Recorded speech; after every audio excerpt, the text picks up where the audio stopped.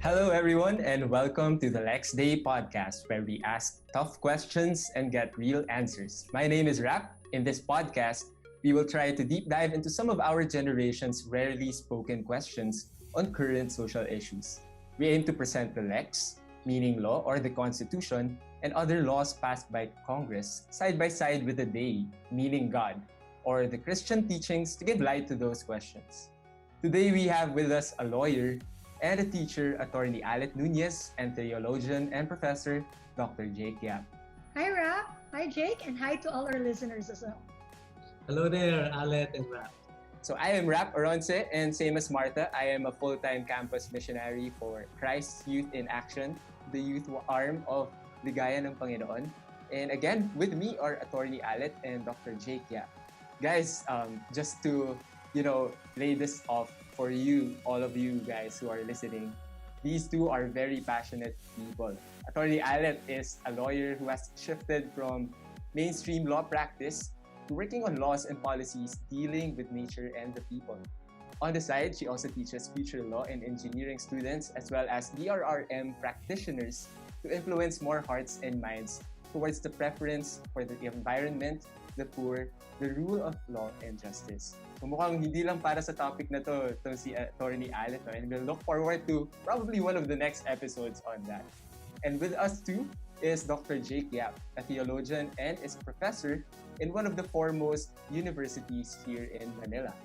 I have heard Dr. Jake speak many times, and I can say that he has a gift in making very complex concepts very easy to understand. So we are hoping to hear how that magic works with us here today.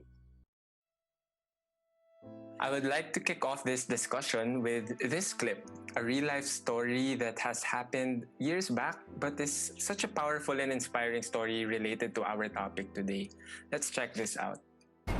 Natagpo ang puro saksak sa likod at palo sa ulo ang katawa ni Zenaida Sison, 75 anyos, ina ng aktres na si Cherry Pie Picache.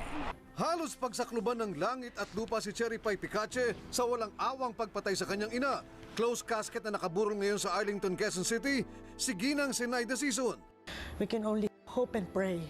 Mabigyan ng justice yung nangyayari sa mami ko. I think no human being deserves that. So to start our discussion on death penalty, I think it's very helpful for us to actually look at the concrete experience.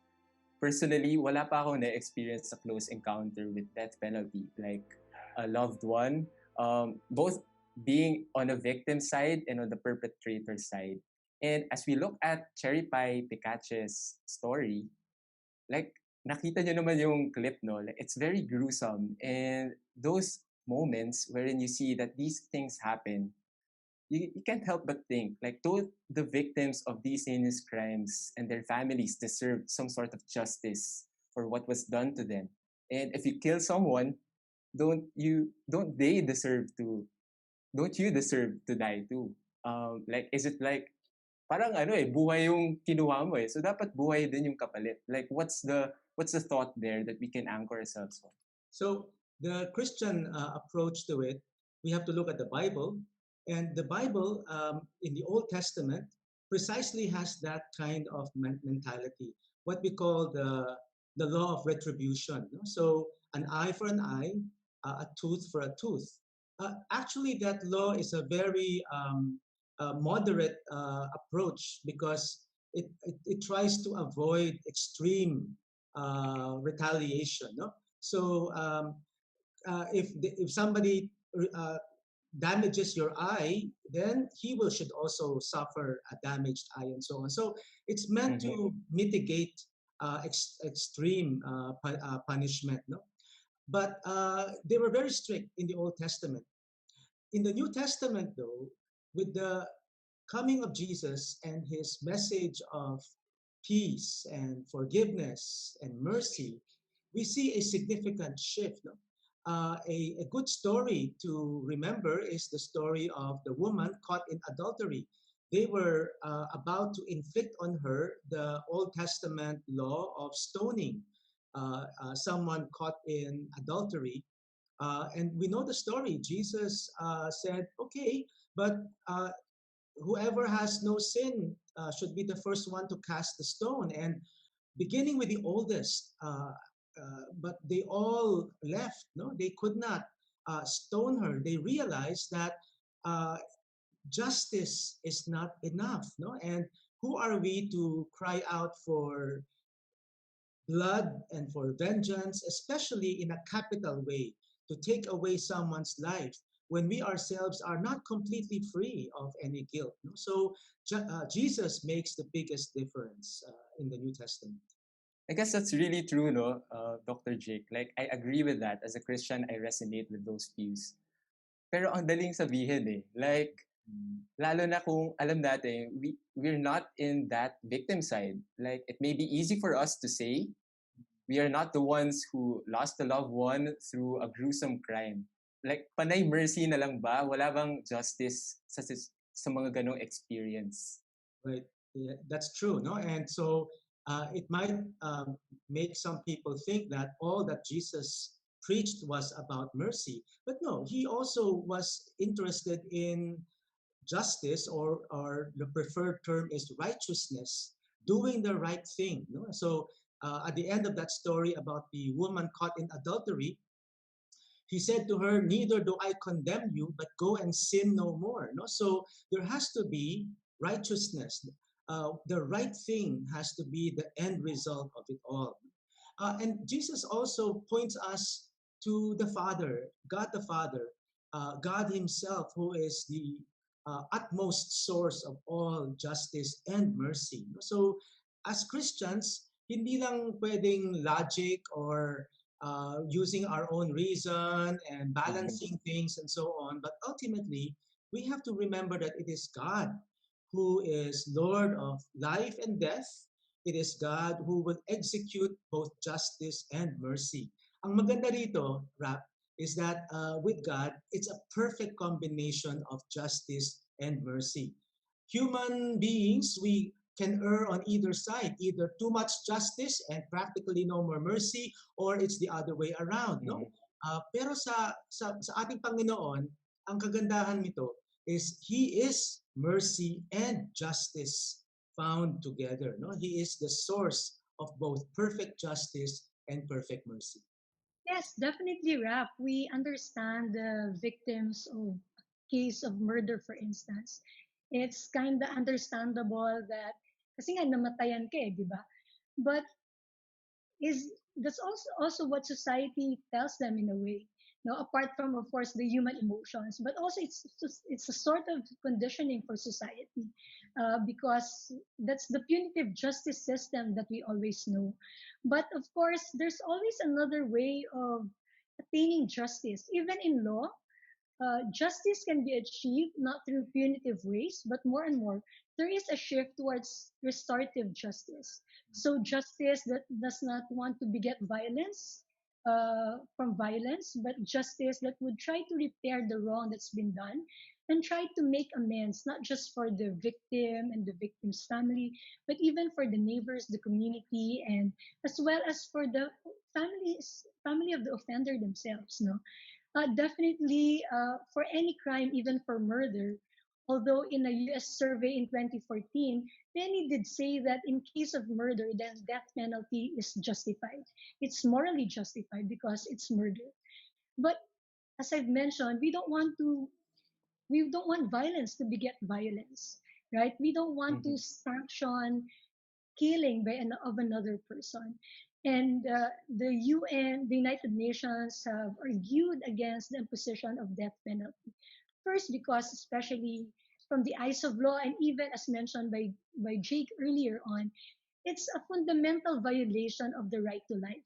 And life is sacred. And even under the law, our Constitution, Article 3, Bill of Rights says that right to life is protected, is given the highest protection. And secondly, there's also the unacceptable risk of executing an innocent person, right? Kasi there could be a miscarriage of justice and that risk is just too much. Kasi pag namatay na, how can you bring back, right? If there's a new evidence that comes up, how can you bring up the dead? And then also the absence of proof that death penalty actually deters crimes like murder or other heinous crimes. There's just no science, there's just no proof to it. And finally, yun nga, it's the inappropriately vengeful character of death penalty. Kasi murder, then you also murder someone, although it's backed by legal processes. So as I've mentioned, more and more countries in the world are really abolishing death penalty. In 2014, the United Nations membership, two-thirds of them have already abolished death penalty. In 2017, AI reports that more than 100 countries have already abolished death penalty for all crimes. No, so there's a way to achieve justice and also vindication for the family, but not in a vengeful way. Definitely, when we say no to death penalty, doesn't mean that the perpetrator goes scot free. There can still be life imprisonment without parole, right? There could be other penalties. And again, really the shift towards restorative justice, as I've mentioned. I wanna go back to the story that Dr. Jake mentioned a while ago. I'm just interested to hear you expound as well, like how the story of the adulterous woman shows this restorative justice.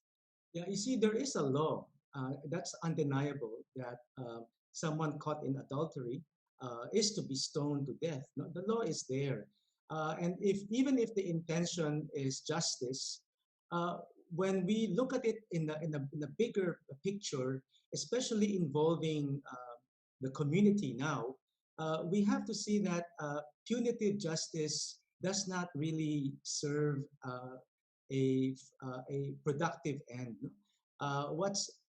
What's better, and I like what Attorney Alat said.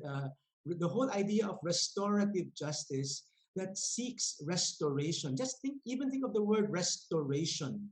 You know, it has a profound meaning um, of healing and bringing everything to a good closure and Mhm. restoring people to their family. So I'd like to imagine. We don't know the ending of that story of the woman caught in adultery, but I'd like to think that somehow she was restored to her own family, because she was not stoned to death. She lived, and then she was able to then bring about restoration to herself, to her relationship with her own family, to her relationship with the other family that was involved in the adultery.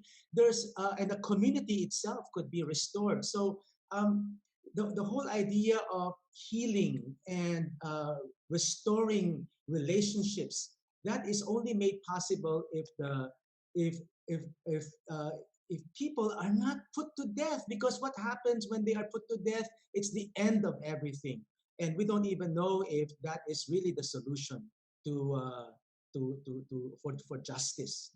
Tama yun, Dr. Jake, no? Like, definitely, hindi nga natin makikita yung ending ng adulterous woman if then and there, she was stoned to death. Like, automatically, we answered na, okay, there's no restoration that's gonna happen.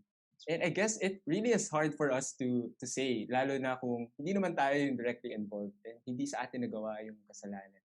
I think it's also helpful to see it the other way around. It can work that way as well. Na baka we should look at instances in our life wherein we're the wrongdoers and the subject of being stoned to death. Like executing someone because they've done something grave or taken someone's life is probably revenge, not justice. It's interesting, no? I asked a friend why she's against the death penalty. And she offered me a fresh perspective. Sabi niya, if justice is serving what one is due, then the death penalty will be nothing but an easy way out for the vindicated. Like there must be an opportunity for him to atone for his wrongdoings as well. Grabe mga kaibigan, that's just the first question and we're so packed with wisdom and insights coming from our experts here. And I'm excited to get to the next point actually. Attorney Alet mentioned a few arguments against death penalty a while ago and I want to delve deeper into that. So sabihin na natin like, okay, we've laid our grounds, some of the things that we want to uphold with death penalty coming from the discussions a while ago. My next question would be like, okay, so how do we protect our society from wrongdoings and these heinous crimes? Like, di ba dapat yun yung ginagawa ng death penalty? Kaya nga nandyan yan para matakot yung mga tao na gumawa ng masama. Like, how does death penalty deter these heinous crimes? What are some of the facts that we can look at? And is there really a gain to the society if we have death penalty imposed? Yeah, that's the usual argument against for death penalty rap na it deters crime. But actually, in several studies, the conclusion has been there is a lack of evidence that shows that there's that perceived deterrence. Sabi ng United Nations Office of the Commissioner on on Human Rights, it says that the perceived deterrence has been overstated and manipulated for decades. Such strong words, no? Because in one study it showed that the research doesn't show that death penalty would have a difference in terms of the homicide rates. And then there's also another study that shows death penalty did not stop the mass atrocities in Africa, for instance. It did not stop the civil war that happened in Burundi. So it's not a deterrent. Even in the Philippines, the flag has analyzed, which the Free Legal Assistance Group has analyzed the data of the Philippine National Police itself. It has shown that during the time when death penalty was imposed, the crime rates were rising. But when death penalty was abolished in 2006, then criminality was going down. So there's no correlation between the rise of crimes and death penalty. For most crimes, no, where death penalty was imposed, it was shown that many of these offenders were suffering from mental illness or were committing the crime under the influence of alcohol and drugs. So in that state of mind, hindi mo naman iisipin kung gagawin ko ba krimen na to o hindi kasi you're not in control of your full mental faculties, right? And then also, of course, it has that for organized crime groups, for instance, they make calculated decisions that they won't be caught, they won't be detected, so they go ahead with the crime anyway. And for acts of terrorism, these are diehard fans, no, or advocates of a certain political belief, and they would die for the cause. So imposing the death penalty to them will not really deter those acts of terrorism. So wala siyang deterrence. And as I've mentioned, this science has really moved many countries around the world to abolish death penalty. Grabe, so you're saying, Attorney Alet, like kung facts at logic lang babasehan, the presence of death penalty is really in question because it doesn't serve the purpose that we wanted it to serve. I'm really impressed with Attorney Allet with all her many arguments, and I really agree with them. The church has similar, although not so many arguments. I think the main guiding principle for the church is the value of human life. And that is something that we have been uh, protecting or safeguarding all this time. Life is precious. Life is a gift from God. Now, yes, we do need to protect innocent citizens from the bad intentions of certain people, no? And but the thinking now is killing them does not help in the bigger scope of things. It does not provide the solution. Um, Surely, and this is the thinking, for example, of Pope John Paul II. Now he's the Saint John Paul II. That the modern state surely has other means of controlling people from harming others without having to put them to death. No, maybe in times past when the state had fewer resources, fewer means, perhaps then state-sanctioned execution of criminals was something that was reasonable. Nowadays, it is no longer reasonable because there are other ways. This is the argument of John Paul II. There are other ways of protecting the citizenry from criminals without necessarily having to put the criminal to death. Again, it's also valuing the life of the criminal as a person because while the person lives, there is always the chance of repentance, and that is very important. That's true, no, Dr. Jake. Like, it's striking to me just hearing your insights both on the law of man and the law of God, how it's clear that the death penalty, if we base it on facts and logic, it doesn't seem to be serving its purpose. So its presence, its mere presence is quite questionable. And then if we look at Pope John Paul II's call for us to rethink capital punishment, I think gusto ko balikan yung sinabi niyo, Brother JK, or actually ni Pope mismo, that there are other ways of protecting society now. And so my next question brings me to elaborating on that. Like, what if not death penalty? What then would deter these heinous crimes that we want to protect our citizens from? Right. So this is really the certainty of arrest and conviction and the long periods of imprisonment. It's what would deter crime. It's the certainty and the immediacy of the penalty. Our Philippine Commission on Human Rights said that criminality should not be confronted by the short-term palliative solution of death penalty, but really by effective law enforcement, quick and impartial delivery of service, responsive penal system, and again, also the shift towards a restorative justice. No, so no August 2020, when the country was talking about death penalty, the Philippine Commission on Human Rights tweeted and said that we should be able to find the justice that would marry it with empathy and not. I'm paraphrasing here, but not towards punitive justice, but really justice with empathy. How about on the Christian perspective, Dr. Yap? Like, what can you say about that? What will deter heinous crimes? Actually, it's really not the. This is something that the church says the state has to be the one to look for ways to control its the criminal elements of society and to protect the innocent members of society. The church offers guidelines, and the church is prophetic in uh, uh, sounding once again warning about a culture of death and warning about how we can disregard life and so on. But if you ask me, it's always the call to conversion. It's a longer process. No, what can deter crime? It's transformed lives, and only God can transform human lives. So it calls the church once again to evangelization, to help people come to conversion and the knowledge of God, the fear of God. It also means that we have to restore community, because community is what can bring people together and foster values and so on.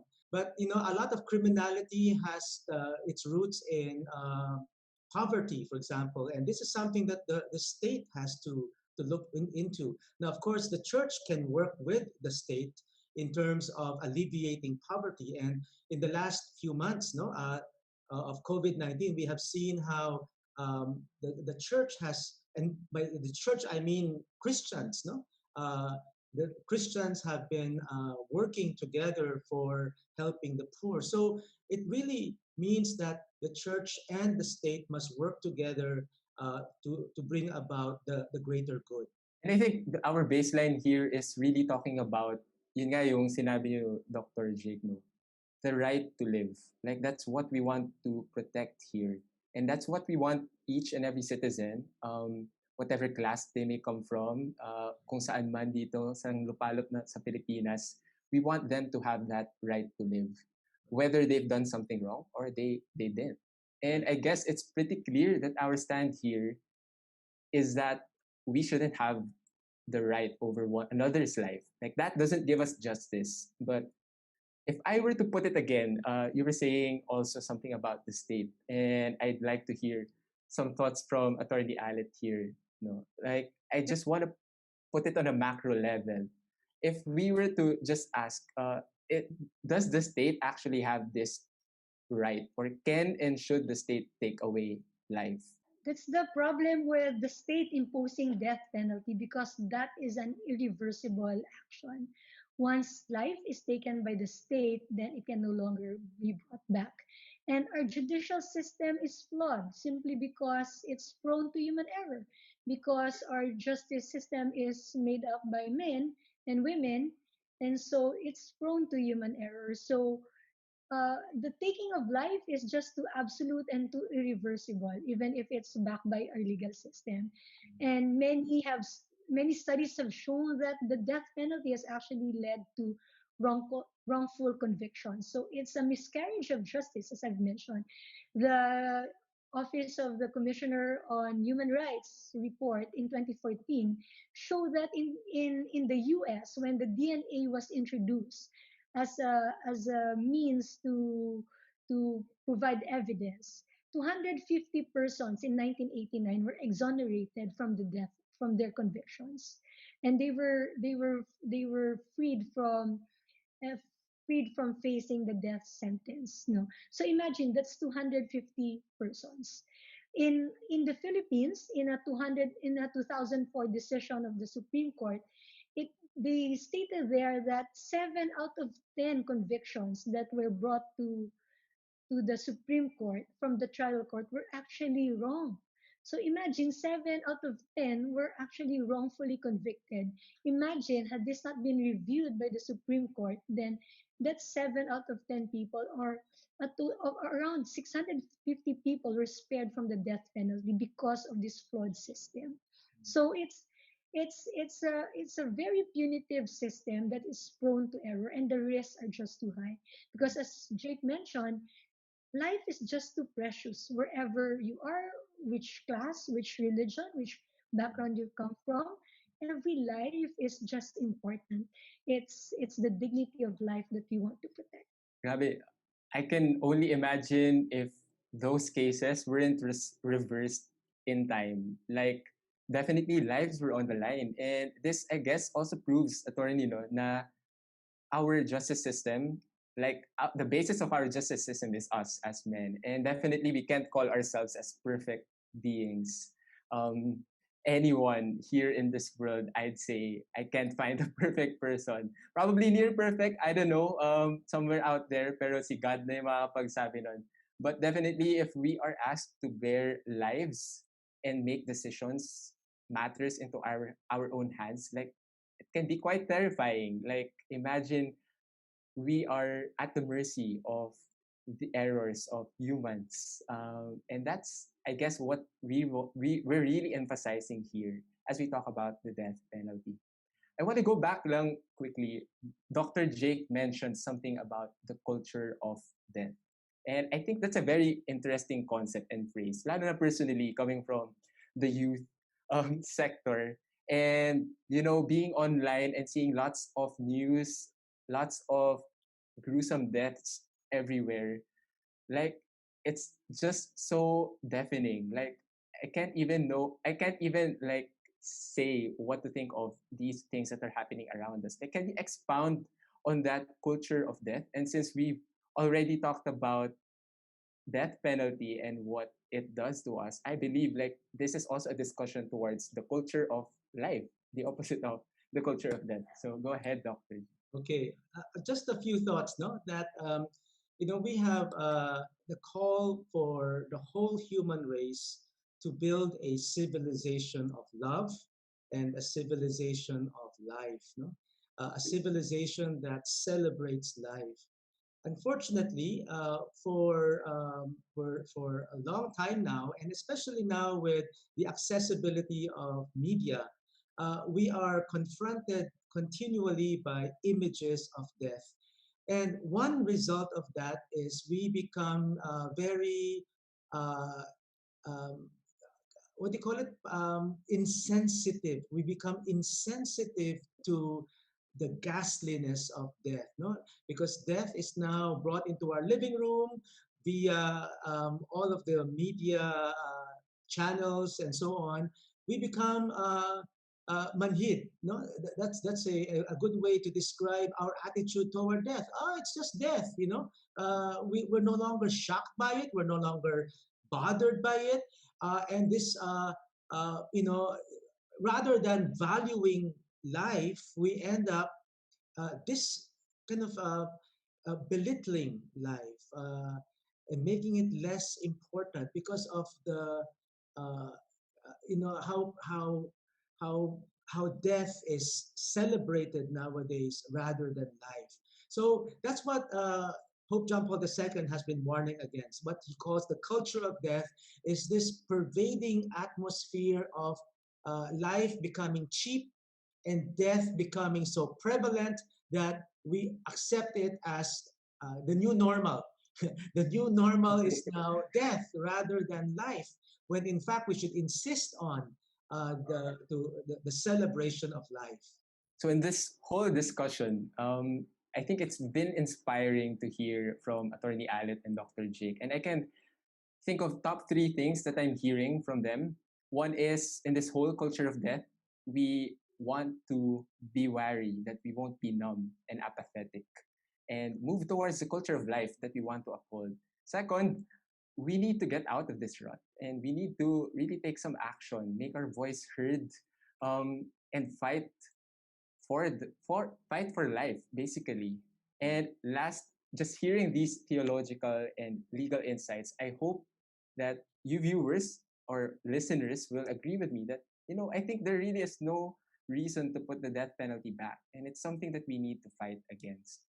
But the question that's lingering in my mind right now is when we talk about the death penalty, like that's the whole society. It's something big about laws. And it's kind of far from me personally. Like as I mentioned, wala akong personal experience yan eh. So I guess the viewers will also have the same question. So what? Like, how does this even affect me? For me, the answer is, isn't life important to you? When we talk about the death penalty, ultimately it's not about death, it's about life. It's about valuing life. And the whole issue of the death penalty is only one piece in among many pieces which affirm life. No, think of abortion, think of euthanasia, think of infanticide, and so on. Other countries who which don't appreciate, which don't value life the way Christians value life, these chips are falling, so abortion comes in and euthanasia comes in and so on. You see, it's all one thing, this preservation of life, this valuing human life. And so when we try to oppose death penalty in the name of life, it's because we are affirming life in all its aspects and we are protecting human life from womb to tomb, so all people must be protected. And I think that our viewers must see that life is worth fighting for, life is worth preserving. Right. For young people, I would say that we're all part of society, right? Whether you're young or old, whether you're employed, later on you'll become mothers and fathers, and you want to have a society that is civilized, that is just and humane, and that really upholds the right to life. It's not only in our faith that we hold life sacred, but even in our law, in our society, the right to life is given the highest protection. And as citizens of this earth, as citizens of our country, we should all be concerned, whether young or old. And I hope we can learn a thing or two from the inspiring story of Miss Cherry Pie Picache, how she came to forgive the perpetrator who killed her mom, her very own mom. And I hope like in the little things even we can practice that kind of fight against the culture of death. That even in the small wrongdoings we can bring ourselves to forgive. But of course, no one's saying that this will be easy. But this fight for life really starts with those things, and it matters because, as we've mentioned repeatedly throughout this podcast, life is worth fighting for. And just like that, we are ending our third episode of the Lex Day podcast. We'd like to thank, of course, our guests for today, Attorney Alet and Dr. Jake Yap. Thank you, Rap. Thank you. It's a pleasure being here. Personally, it's been inspiring to hear from Attorney Alet and Dr. Jake Yap. I hope you guys were inspired too, and we hope to see you on our next episode. So, hindi pa po tayo tapos. So, if you have any questions or thoughts or anything really, please send them to us via our social media platforms. So we are available on Spotify, on Facebook, and on YouTube. Just search Christ Youth in Action. We are on that channel. And again, we thank you guys for being with us in this discussion, in this conversation. If you haven't, don't forget to follow and subscribe us on all our social media platforms. Again, if you like this episode, don't be afraid to share it or give us a like. Or probably if you have a friend who you know will benefit from our discussion today, don't be afraid to tag them. So again, this is Lex Dei. I am Rap Ronce, and it's been a pleasure to have you guys. We'll see you all next time.